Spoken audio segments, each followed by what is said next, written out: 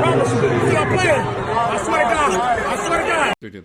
By now you've seen this video, Russell Westbrook's response to a vilified beration from a MAGA Jazz fan. How do we know he's MAGA? More on that in just a second. Westbrook was fined $25,000 for his language directed towards the fan. I promise you. Everything I love. Everything I love. I promise you. Shane Keisel, the man seen here doing his best Judge Judy argument, is the Jazz fan who confronted Westbrook. So what did he say? It was actually, we were kind of having fun, to be honest. He had, I guess, heat. I thought it was ice. I just told him, I'm like, just sit down and ice your knees, bro. And he turned to me and he's like, that's heat, that's heat. And I'm like, well, you're gonna need it. And then it turned into not safe for work. Contrasted with what Westbrook heard. How it started was a young man and his wife in the stands told me to get down on my knees like he used to. And for me, that's just completely disrespectful to me. I think it's racial. I think it's just inappropriate in a sense of there's no protection for the players. Teammate Patrick Patterson tweeted, backing up Westbrook's claim, Keisel's "get on your knees like you're used to" comment may have been premeditated because of old tweets we were able to find before he privatized his account and then deleted it. Here is what he said. Westbrook is a classless piece of shit. Somebody needs to kick his ass. Hashtag tool, hashtag poor loser. He mocked the Parkland shooting survivors, retweeting a photoshopped image of David Hogg holding a clear backpack with a tweet reading, "The Tide Pods are hiding behind the dildo."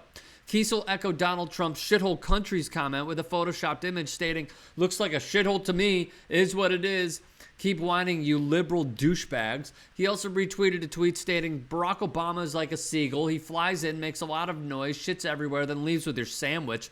And lastly, Keisel mocked Colin Kaepernick, the man who sacrificed everything to bring public awareness to police brutality, with a photoshopped image of Cap kneeling during the invasion of Normandy.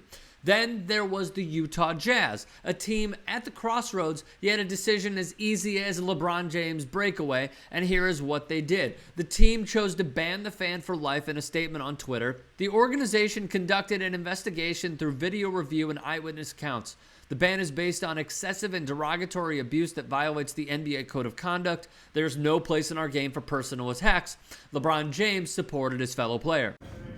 As bad as social media is, the good thing about social media came out when they went through everything that he's said about Russ, said about other people in his little timeline. You know, obviously Russ is a very passionate guy, but Russ is married with 3 kids, a set of twins, and no matter if you like him or love him or the way he played the game, this guy's one of the most loyal people that I know, one of the most down-to-earth guys that I know. That guy just took it too far on the other end. I salute the Utah Jazz and with their organization and doing what they did.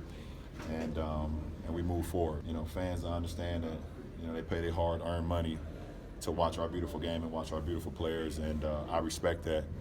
But there's a fine line when you go to the disrespectful side on, you know, talking about, am I cheering my teammates on, am I heckling the opposing guy, or am I crossing the line? Like LeBron James, the NBA came to the correct conclusion, yet I always go back to what Memphis Grizzlies star guard Mike Conley said about how fans view players and the relationship that they have. You know, fans will be fans, and like any sport, they don't see you as people when you walk on that court. For whatever reason, they say whatever they want. And the abuse that Russell Westbrook faces even goes back to last year with another video that was uncovered of a patron entering the stadium and calling Westbrook boy over and over.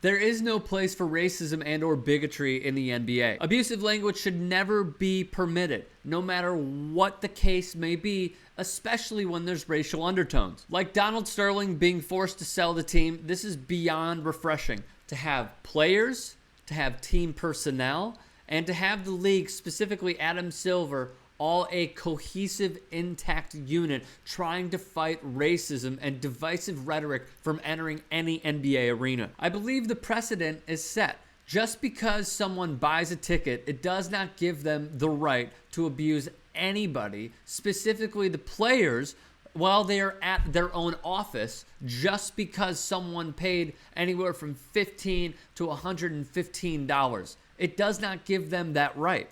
Even with somewhat of a tainted history for the Utah Jazz, as we've echoed previously, with Derek Fisher being mocked because his daughter had eye cancer, to others, including Russell Westbrook, the Jazz did the right thing here. We have seen this in European soccer previously as well, where they have not allowed fans into Champions League games or even domestic leagues because of racism that stems from a group of people or even one person inflicting upon the players. When the players are just trying to do their job, support those fans and win.